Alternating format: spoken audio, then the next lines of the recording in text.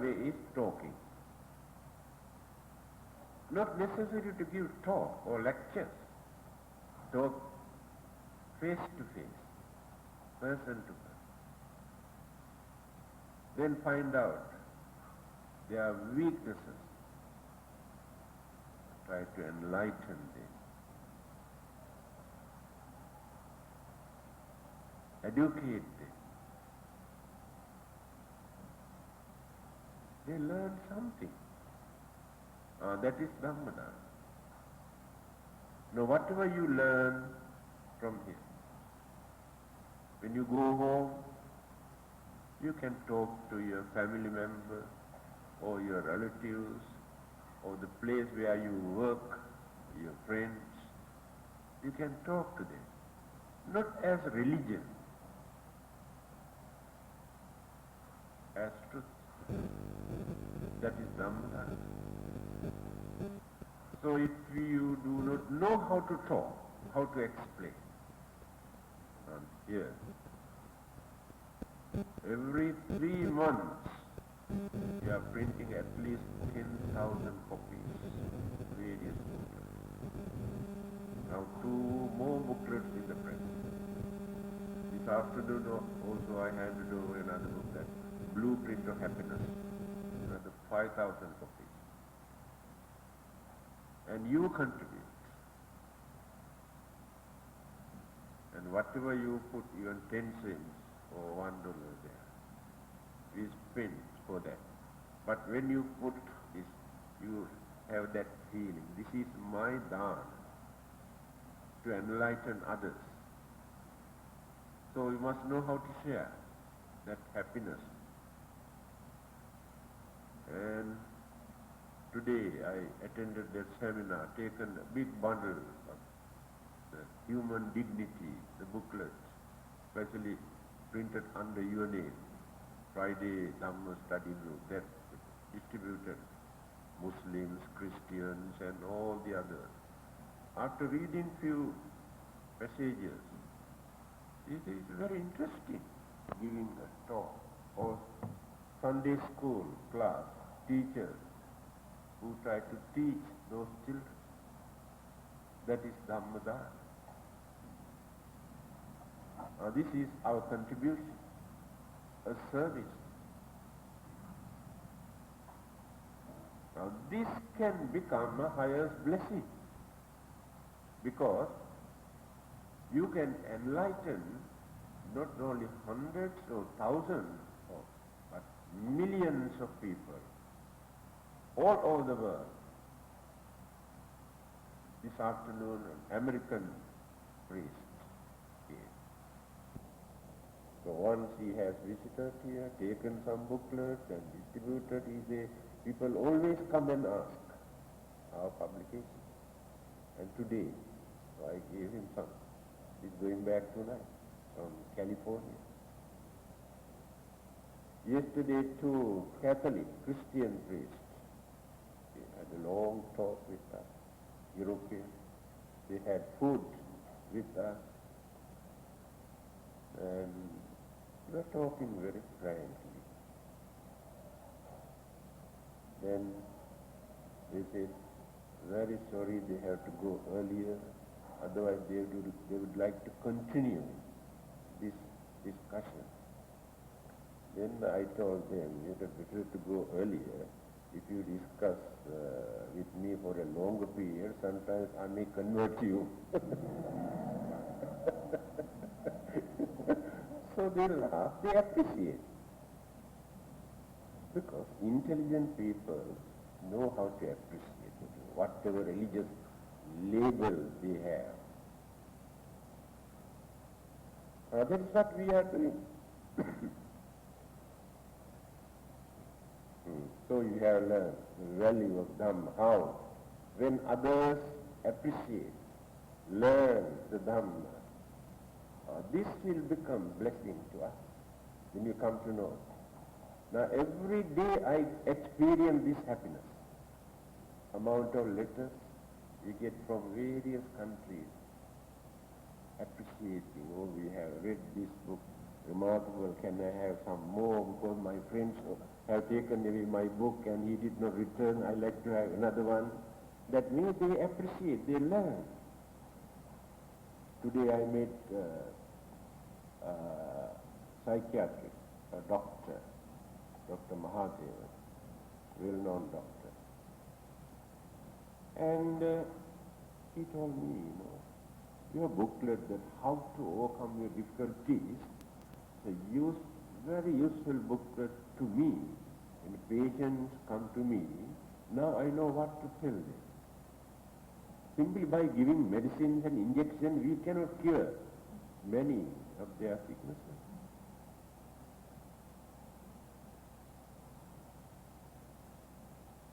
So we are doing a wonderful service. So we can share this happiness. We are educating others. At the same time, you also must have a sound knowledge and understanding. The next one, Dhammacharya. Charya means behavior. Charya. The way of life, Charya.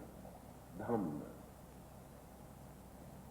So one who lives in accordance with this Dhamma get the blessing. So what does it mean?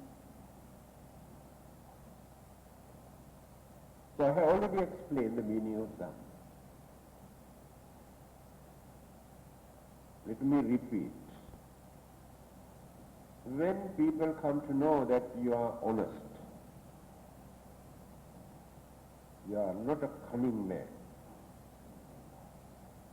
and you are kind, not cruel, then you are harmless, reliable.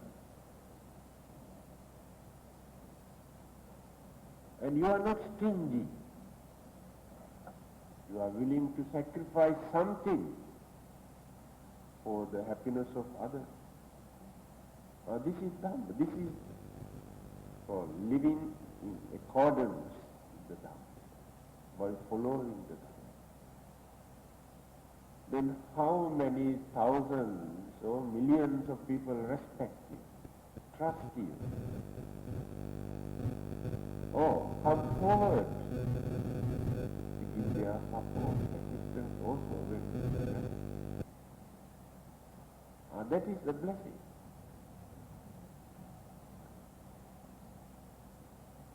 You can understand how I explain what sort of confidence that I have in my mind because of this Dhamma.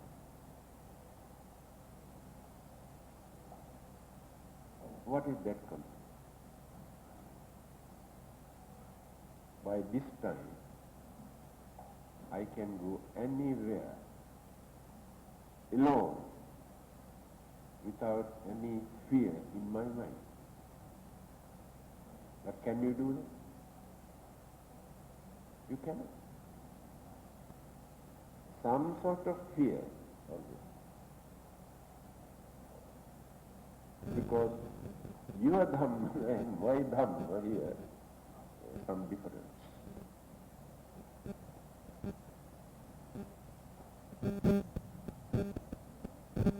Now, I haven't got anything with me.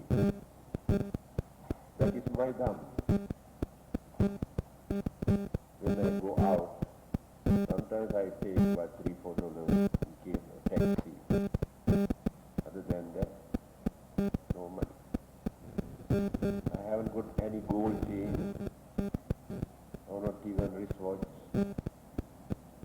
No property. And my dress, look at this piece of cloth. If anybody come and take away this one by force or so, he cannot do anything. He cannot use this.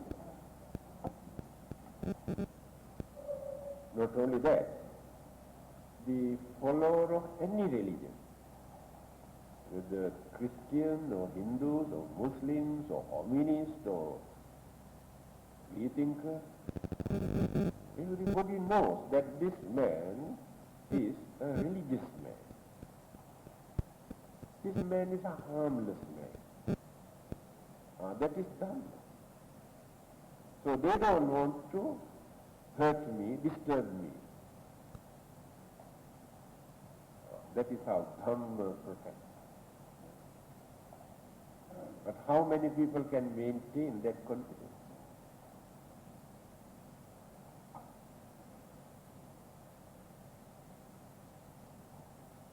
That is the meaning. The more we try to be righteous by following the Dhamma, then we also maintain some sort of confidence. Then the fear also slowly disappears from our mind. Then some sort of purity also we can see. Then the appearance, the outlook, the serenity can be seen. Because the nature of the mind we can see in the face. Face is the mirror to see the mind. When you look at the face, we can see whether this man is angry, whether this man is a foolish man, whether this man is a cunning man. We can see the nature of the mind, whether this man is an intelligent man. Not necessary to talk. The movement, the features.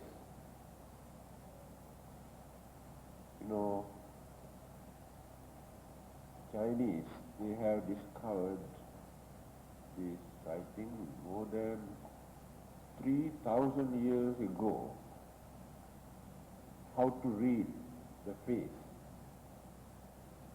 Started in China, first time, according to the book, I do not know. The formation, the nose, the lips, the chin, eyes, ear, the forehead, and the hairstyle, and having seen all these things,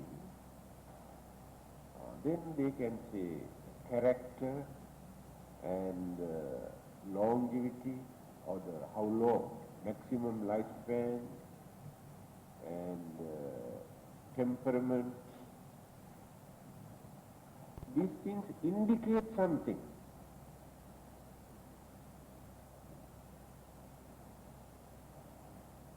Besides these things,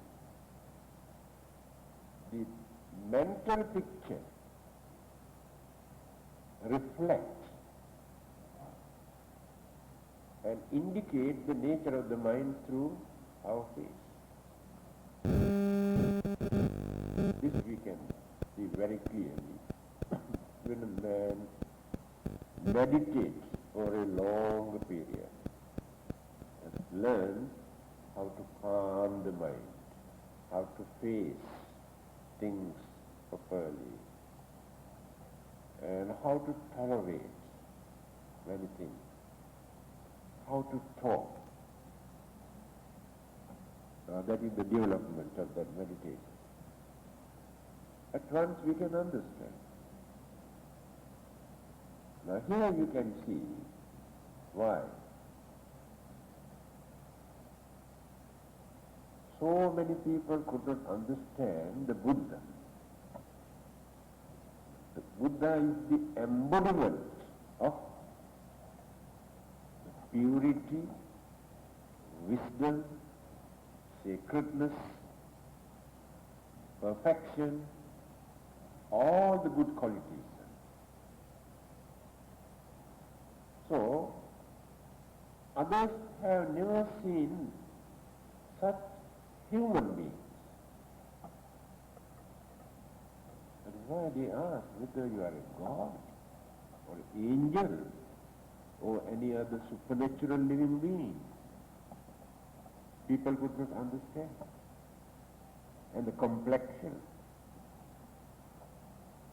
All these are the developments, achievements purity of the mind.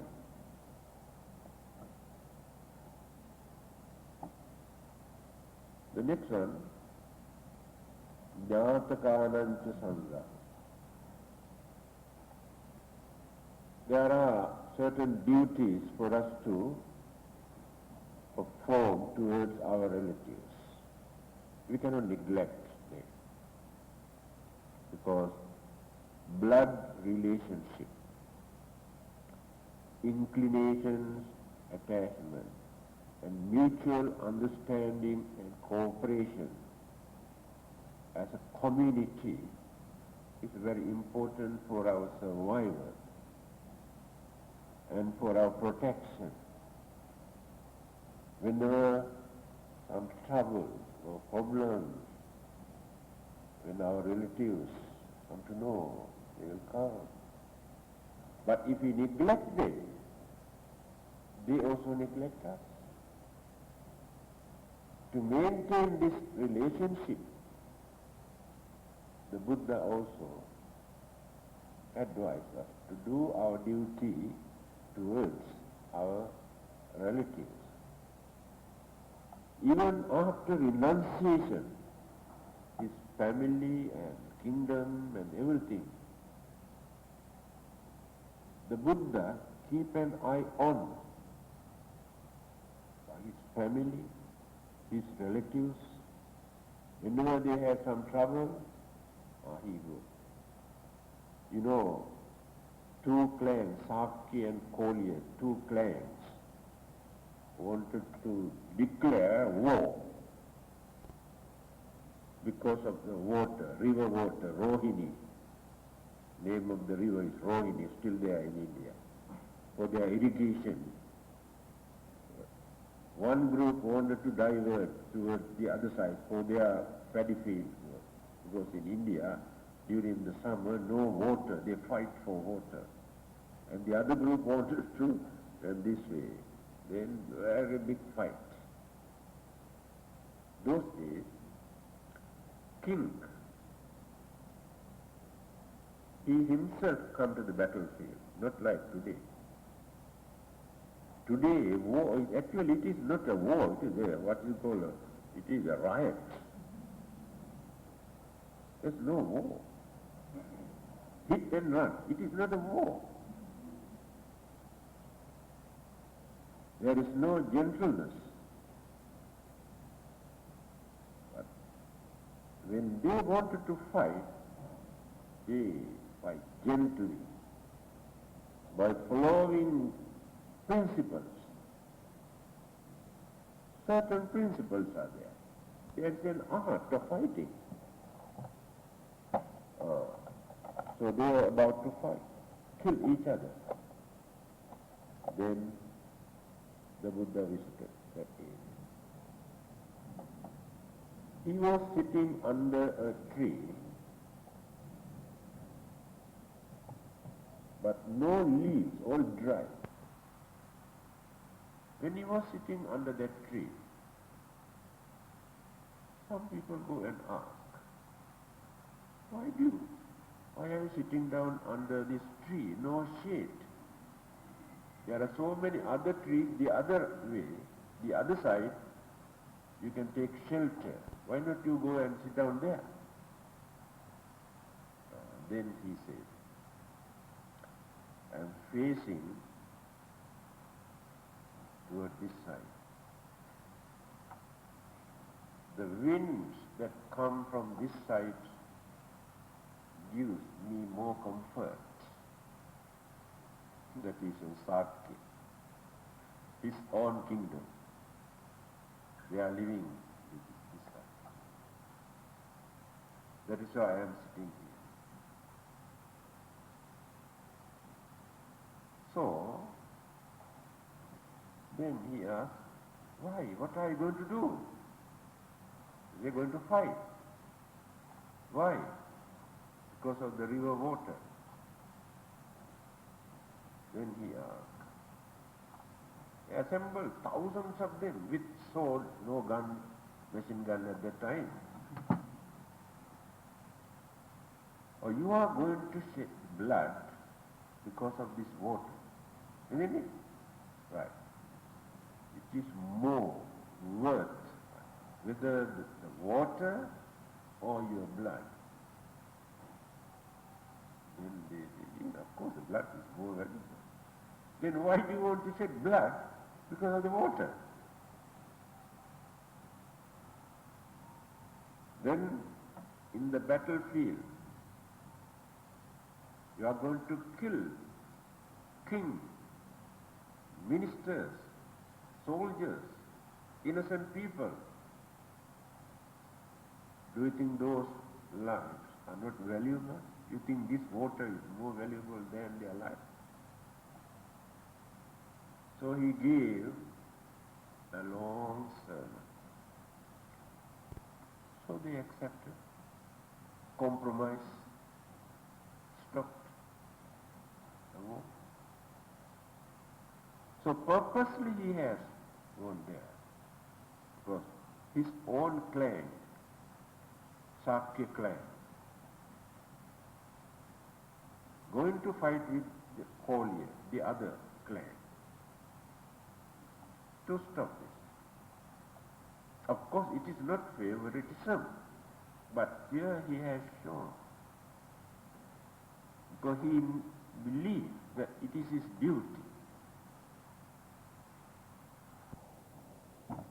And after gaining his enlightenment, people accuse him as a cruel man who has neglected his wife, his child, and all these things. But this is our worldly way of thinking, because we cannot think further. He knew the whole world, each and every human being is suffering. So I want to find out some sort of method to relieve them, not only my family. That is the idea of renunciation. So after gaining this renunciation, he came back. He never forgot his wife, child, brother, and father, stepmother. Paved the way for them also to see the end of their suffering.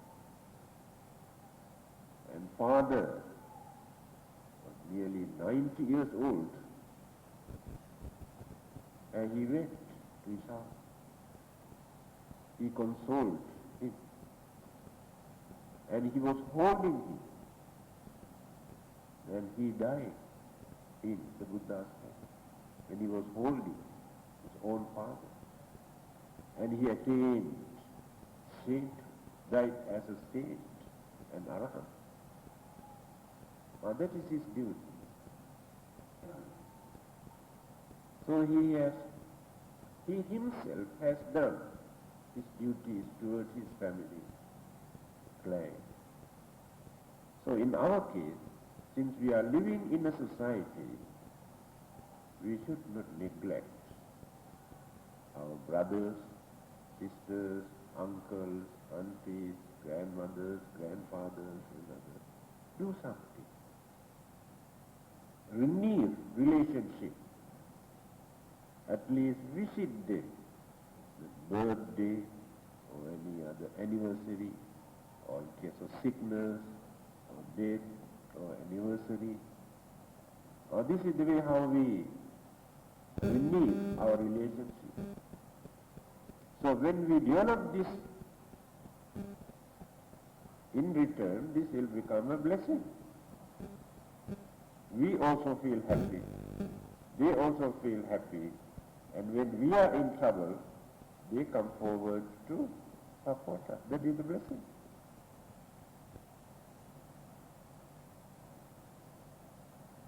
Anavajjani kammani. Blameless action. there are many things for us to do for our living, for our enjoyment, or to support others. But if our actions are wrong, the Buddha did not encourage. It must become blameless. That means, by doing certain things, we should not get accusation, complaint, criticism, curse from others. That is called blameless. So we can earn a lot. Bluffing, swindling, robbing, cheating, hurting. Yes, we can earn a lot, but not worthwhile. Allowing others to suffer by robbing, we enjoy. It is not blameless. And we also feel throughout our life the guilty, the conscience. We know what we have done is wrong. So among the four kinds of happiness that we maintain throughout our life, the Buddha says this is the highest happiness. What is that? Anavajya sukha. Sukha, happiness. Anavajya. Not by thinking about our property or jewelry or lands or houses. Not by thinking, oh, when we were very young we enjoyed our life and no, we won't get that happiness at that time. The last part of our life, when we are going to die, we get more frustration at that time. Not simply by thinking I am the ruler, I got power, I got authority, I this and that. At that time, cannot enjoy that happiness. If not developing muscles, sinews. Oh, I'm very strong. When I was young, I could wrestling and boxing and this and that. I can run very fast. Developing in that way. Can you experience happiness? Later part of your life. Last week you had a seminar on fitness. How to maintain physical fitness. Everybody is thinking about physical fitness. So I told, if there is no mental fitness, it is very difficult to develop the physical fitness. Although we develop muscles, yes, if you have not developed the mind, again the Buddha says in Dhammananda, what did he say? Can you remember? That day I forgot to mention that. Mansani tassa vaddhanti panya tassa navadhanti. Balivaddo. A man who develops his body and muscles grow like a bull or buffalo, the Buddha says. Panya tassa, but no mind, no wisdom, no knowledge. See? Again, you know what is the fate of those buffaloes and bulls who develop their mind. You will be benefited, but not the bull or the buffaloes. Because they have not developed their knowledge and wisdom.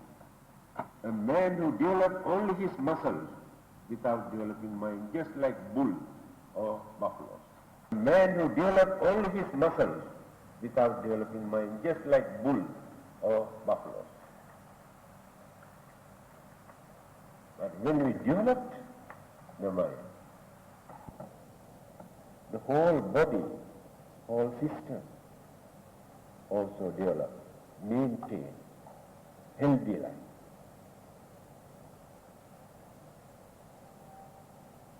So, at the last moments, last day,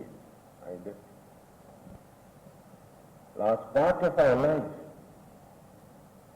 the only happiness that we can experience by thinking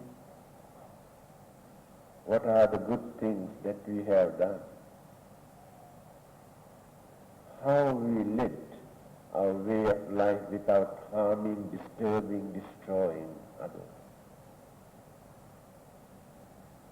That happiness is the only one.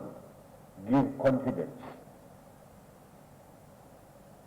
What is that confidence? Death is natural. Everybody must. When we are old, we must die. There is no meaning of living at all. We must die. It is natural. The Chinese philosophy taken this in a very natural way.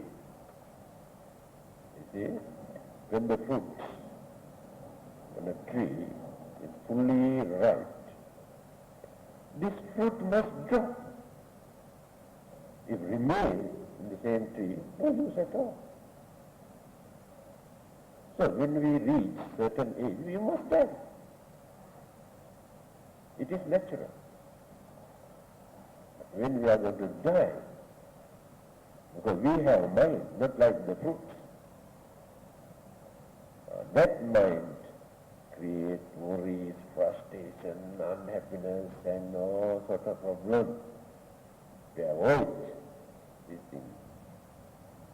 The happiness pave the way, shed a light, show us the way after our death. Then why worry? The fear of death disappears from the man's mind when he is happy at that time. I think I have told you several times that Australian Buddhist scholar, Mr. David Morris, who has written many Buddhist books, very good Pali scholar. He visited here twice, long ago. When he was about 85 years old, he had cancer. And some people, when they get this kind of sicknesses, also they get frustration. Oh, I have been living a religious life. I have never done any harm to anybody. Why should I suffer like this? Very poor mentality, if you think in that way.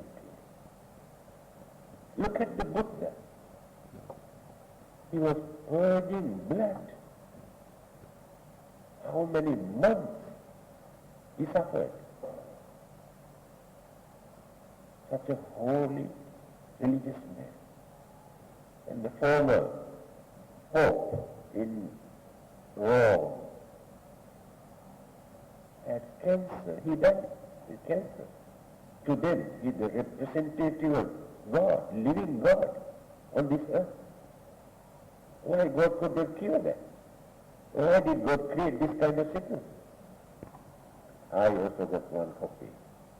He says, I think you will be very happy to know that I died today.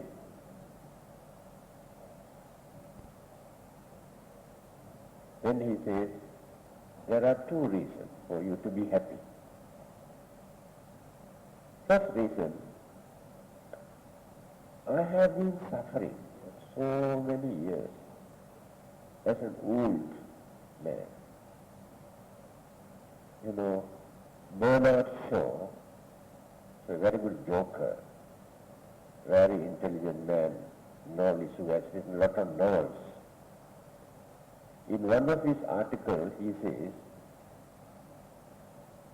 now I am very, very old. Life is a real suffering to me. I really cannot understand why God created us like this, to suffer in this way. I think, personally I believe there is something wrong with your creation. What is the difficulty for you to create all these human beings to live without so much of suffering? Is there any reason? Of course, some others say, yes, God wants to know the suffering. For what purpose? Why it is necessary for you to experience that, to go to heaven? Is there any reason? That we cannot understand. Just to console people, they advise, that's all. And as Buddhists also, we use another term. All this is due to one of your previous bad karma. It's just to console, to reduce hatred, jealousy and so many other things. Although you are innocent, who knows what sort of bad karmas you have done. There is some meaning in it. It is not entirely wrong. There are many cases. So again he says, Mangala says, all right, after my death, if I get the chance to come and see you, the Creator, he says, I can teach you how to create next time. It's a joker. So this man, David Morris, he says, now when you come to know, you also can understand how I suffered. So when I die, I'll be free from all these suffering. Is it not happiness? I am also happy, and you also can share that happiness. Another reason, he says, ever since becoming a Buddhist, I tried my level best to uphold, to observe 5 precepts without violating. He started to practice, I think, when he was about 30 to 40 years. So, if there is reason, though still it is very controversial, you see, people say, how do we know and all sort of things. Therefore he says, if there is rebirth after my death, I strongly believe that cannot become a miserable one. Never become a miserable one because I have served these 5 Buddhist principles. This also gives me happiness, so you also can understand the nature of this happiness. See the way how understanding people face death. One day I went to perform a religious service to a very old gentleman, I think about nearly 90 years old. So when we were chanting, he was very alert. He started to cry. He was crying. Then we told, why do you cry? You have done all your duties towards your children. They are also doing very well. They look after you properly, and they never neglected you. Then why do you cry? Then he said, I will die. Can you imagine? A scare of death. This old man. this attitude is very, very low mentality, That's why we have to learn this thing earlier. When you come to know death is coming, face it. Die peacefully, with cheerfulness. You think when you die, the whole world upside down, just because you are not here. Everybody come and what will happen to this temple when you die? Do you think the whole temple will collapse if I die? This is our way of thinking. We should not take in that way. So, only one stanza still good not finish.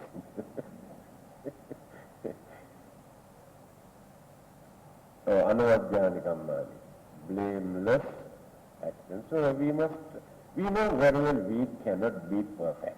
Don't worry about that. You cannot be perfect Buddhist, first class Buddhist, to live by observing all the precepts and virtues and the qualities and this and that. We know the problem, difficulties. But try your best as much as possible. That is enough for you. When you make mistakes, don't justify. Nothing wrong and this and that is a wrong attitude. You can say, I know it is wrong, but no other choice. I have to do that. I try not to repeat. Again you may violate it. Again you try. A small child.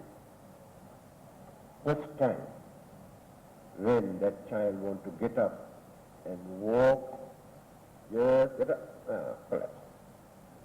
And again slowly get up, 1 or 2 steps, again fall down. And next day again, slowly, after previous time we run. So our religious way of life is exactly like that. When you try to practice, we collapse, we fall down, we violate. Don't worry, try again and again and again. One day we will succeed. The more you grow, your understanding, your knowledge, your experience, your way of life, then you can go on reducing. This is a gradual development. You cannot jump at once to become a saint, to a perfect Buddhist. Some people come and tell me, Reverend, actually I am not a very good Buddhist. Then I tell you, I am also not a very good Buddhist. Because I am not perfect. Then why do you want to say you are not a very good Buddhist? I think these things, what I discussed tonight, is very important for us to think, to understand. Instead of talking all sort of splitting metaphysical voidness and nothingness and which you cannot understand anything. Talk something which you can understand. Number 8.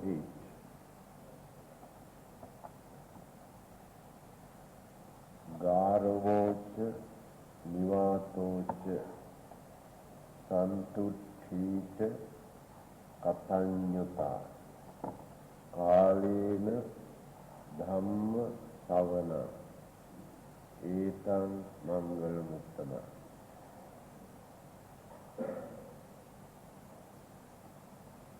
Meaning, reverence, humility, contentment, gratitude, and opportune hearing of the Dhamma. This is the highest blessing. So there are few items here. Reverence, humility, contentment, gratitude, and hearing of the Dhamma at proper time. Kalena Dhamma Sagaccha. What is reverence? The Buddhist attitude towards reverence. Honor, respect, or pay homage, appreciate. It's not only the physical, what you call action, the mental attitude is the important thing, reverence.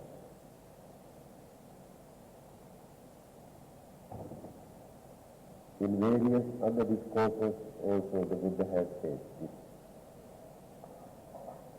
Pujako labhate pujan, vandako pativandana.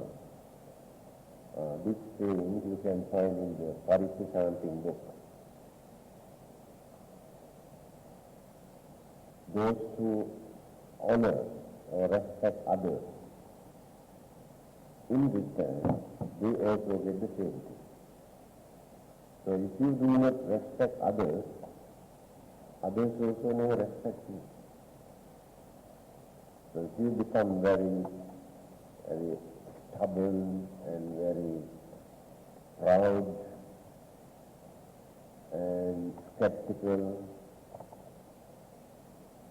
others never respect you. By respecting others, you never lose anything. So as Buddhists, we can respect. Again, the Buddha saying is, respect those who are worthy of respect.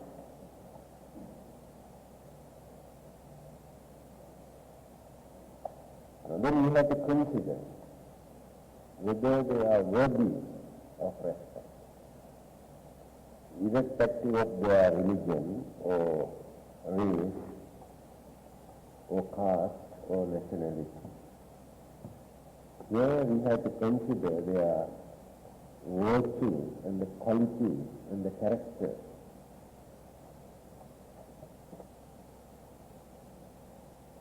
So we cannot say we cannot respect the other religious teachers. We cannot say, oh, it is forbidden, or it is a sin for us to worship another religious teacher. So Buddhism is a very liberal religion in that respect.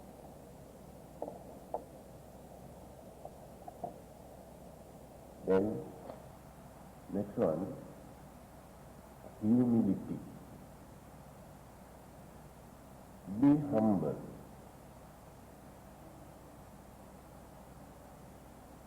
So this is a very big problem actually. It's very difficult for us to be humble. The pride, the conceit, or some sort of a superiority complex by considering our race, our religion, our culture, our education, or our property. We maintain some sort of superiority feeling. Great people who have gone through all these sources and become more humble than ordinary people. I think you have met Dalai Lama when he visited here. He was the ruler of that country as well as the religious head, like Pope. When he meets even a child, he greets and he welcomes by doing like this.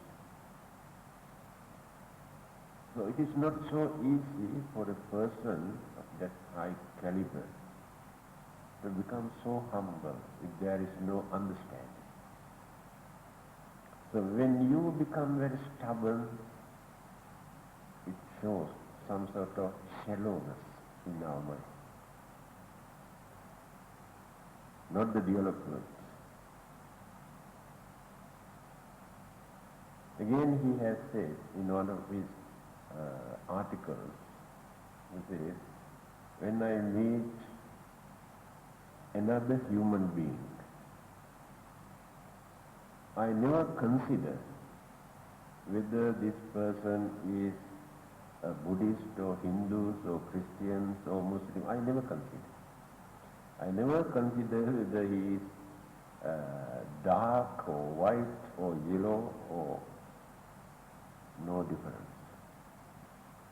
I feel that I meet another member of my human family. Now, can we develop our feeling also up to that extent? We have to overcome all these things. All these are hindrances. The more we develop our mind, the more we drop all these things that we maintain in our mind as very important things.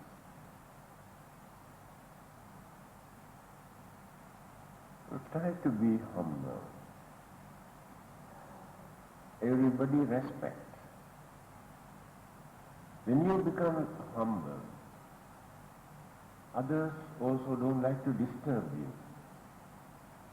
They say, oh, he is a very humble man. He is an innocent man.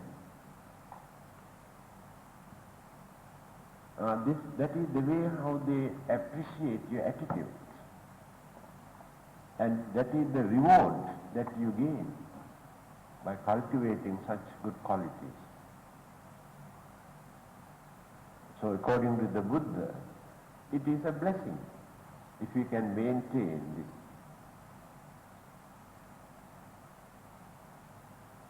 Next one, contentment. We have no contentment. All these problems here in this world, actually we are facing today as due to lack of contentment. We never satisfy.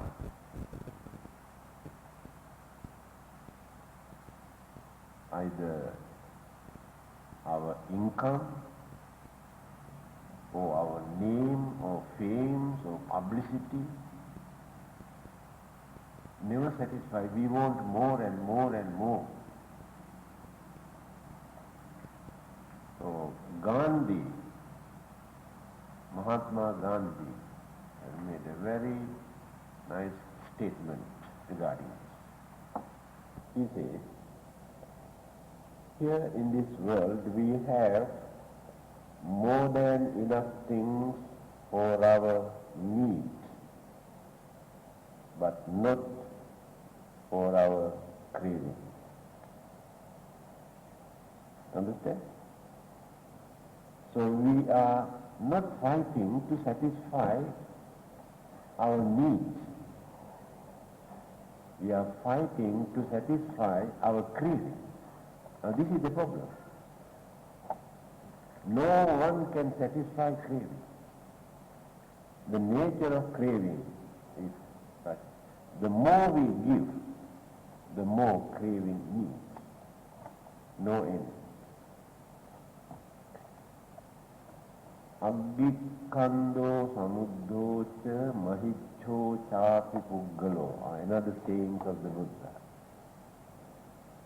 This too much ambitions that we develop without contentment, he says, is just like a heap of fire or the great ocean.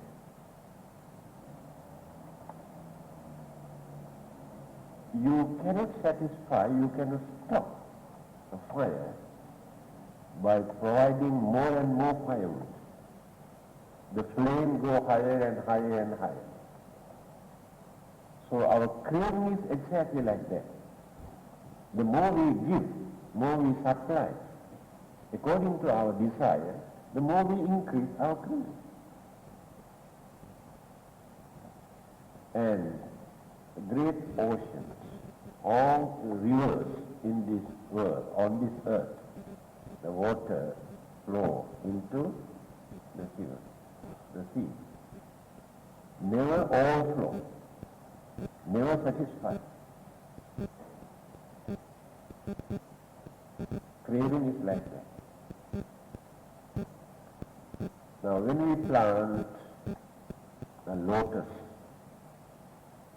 or water lily in a pond,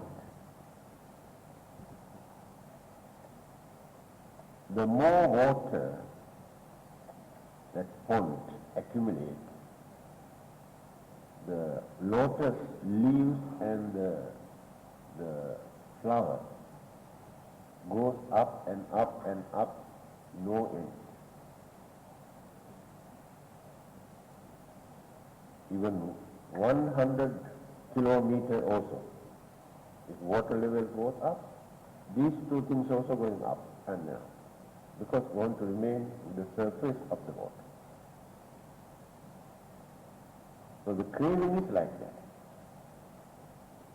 Then the water starts to reduce slowly, and the leaves and the stick of the flower cannot reduce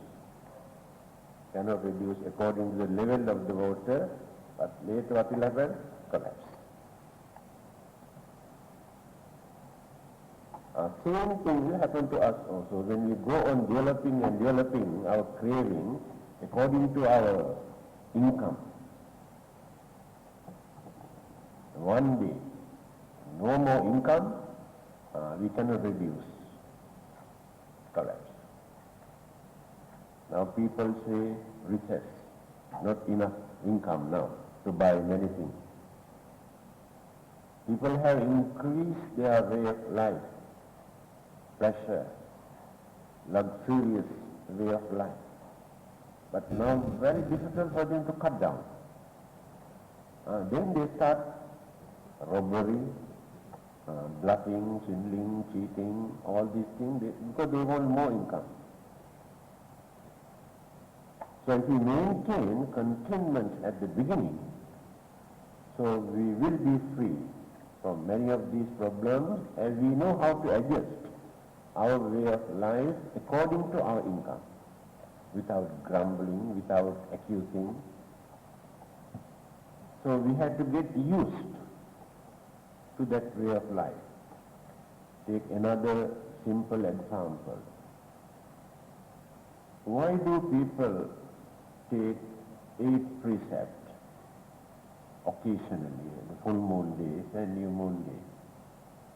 Those who have been leading a luxurious life, enjoying their life, suddenly stop all these things and lead a very simple and humble and noble life, at least for 24 hours.